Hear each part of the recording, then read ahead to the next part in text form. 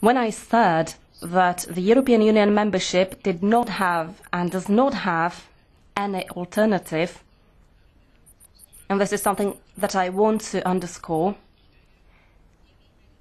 I have only mentioned half of what must be said.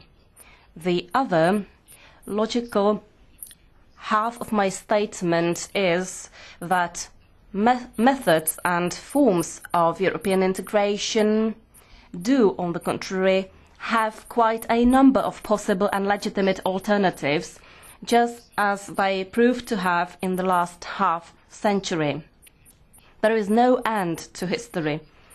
Claiming that the status quo, that is, the present institutional form of the European Union, is a dogma which cannot be criticized, is a mistake that unfortunately has been spreading rapidly.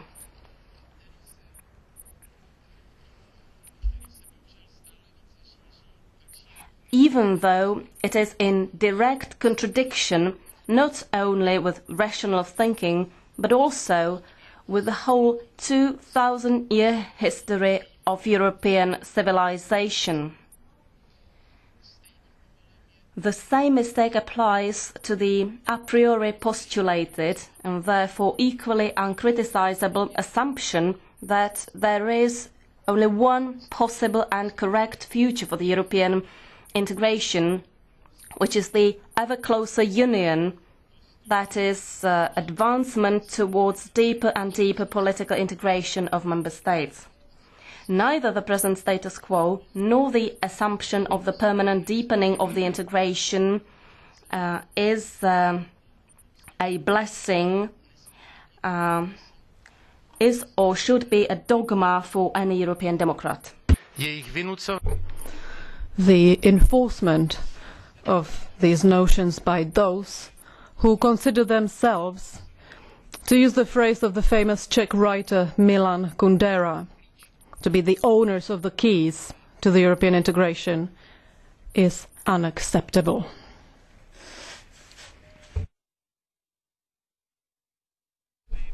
Moreover,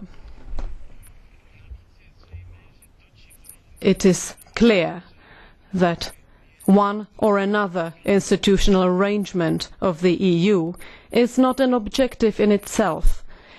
It is a tool for achieving the real objectives. And these are nothing else but human freedom and such an economic system that brings prosperity. Such a system is the market economy. I am sure this is the wish of all the citizens of all member countries. Yet, over the 20 years since the fall of communism, I have repeatedly witnessed that these wishes and fears are stronger among those who spent a great part of the 20th century without freedom and struggled under a dysfunctional, centrally planned and state-administered economy.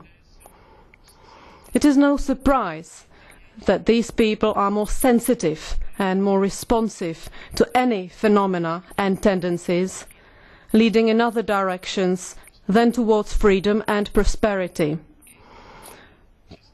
The citizens of the Czech Republic are among those I am talking about. The present decision-making system in the European Union is different from a classic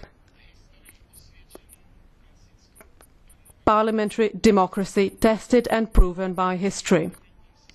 In a normal parliamentary system, part of the MPs support the government and part support the opposition.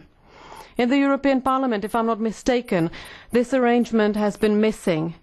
Here, there is only one single alternative, and those who dare think about a different option are labelled as enemies of the European integration.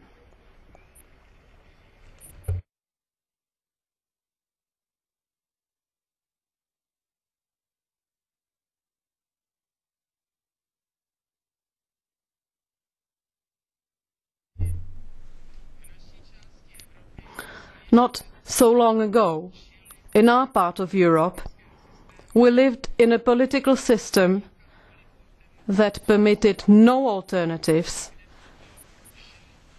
and therefore no parliamentary opposition. It was through this experience that we learned the bitter lesson that with no opposition there is no freedom. This is why political alternatives must exist.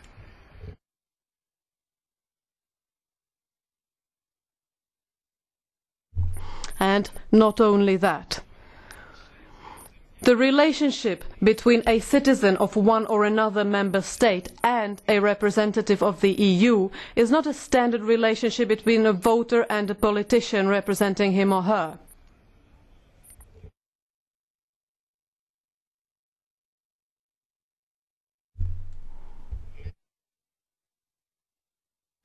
Between the citizens and the EU representatives there is a great distance, and not only in the geographical sense, and this distance is much greater than is the case inside the individual member countries.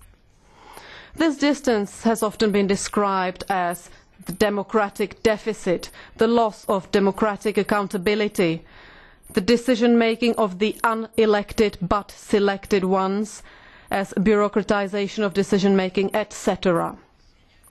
The proposals to change the current state of affairs, included in the rejected European Constitution or in the not so different Lisbon Treaty, would make this defect even worse.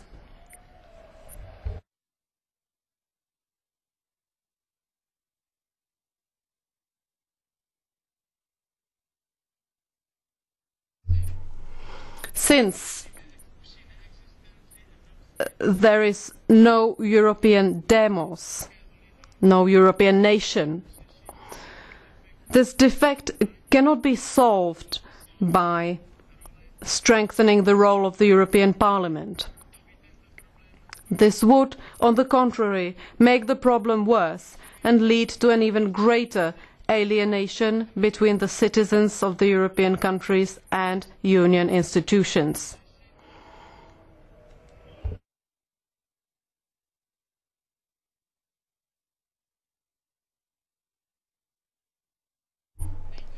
The solution is not to add fuel to the melting pot of the present type of European integration, or to suppress the role of member states in the name of a new multicultural and multinational European civil society.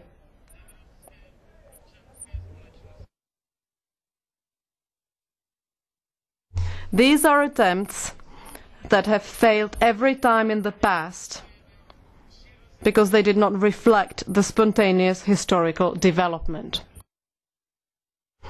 I fear that the attempts to speed up and deepen the integration and to move decisions about the lives of the citizens of the member countries up to the European level can have repercussions that would endanger all the positive things achieved in Europe in the last half-century.